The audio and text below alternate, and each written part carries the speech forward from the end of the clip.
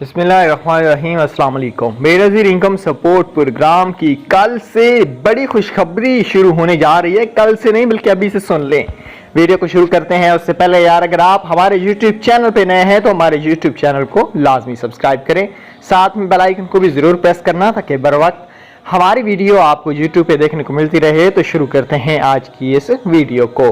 Benazir income support programme की new किस्त कल से शुरू होने जा रही है। कैंप साइट पे नहीं बल्कि आपके मोहल्ले में, आपके इलाके में दुकानों से आपको किस्त दी जाएगी। ना ही तो आपको लाइन बनानी पड़ेगी, ना ही आपको कैंप साइट पे जलील होना पड़ेगा।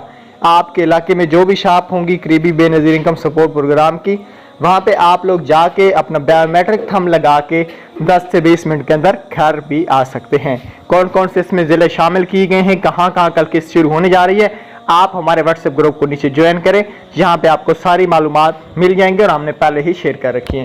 Thanks for watching. अल्लाह।